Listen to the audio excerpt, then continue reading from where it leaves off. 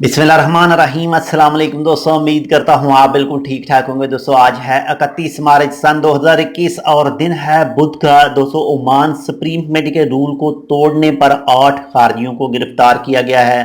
Royal Oman police ने 8 आदमियों को पकड़ा है, 8 ही खारजी हैं। और ये नंबर 1 पर तो ओमान सुप्रीम कमेटी का गैदरिंग वाला रूल तोड़ा था इन्होंने, और दूसरे नंबर पर ये एक जगह पर जमा होकर जुआ खेल रहे थे। और जुआ खेलना कानूनन तौर पर जुर्म है, वैसे भी हर लिहाज से जुर्म है। अगर आपके पास पैसे हैं, अगर आप उसको अच्छे तरीके से पैसे कमाते हैं तो ऐसे जुए में उसको उजाड़ते हैं तो आपका भी एक तो माली भी नुकसान है और दूसरा जो गुनाह भी है। और इसके बाद में जो मुल्क ओमान का जो कानून है वो भी टूटता है ऐसी चीज़ से।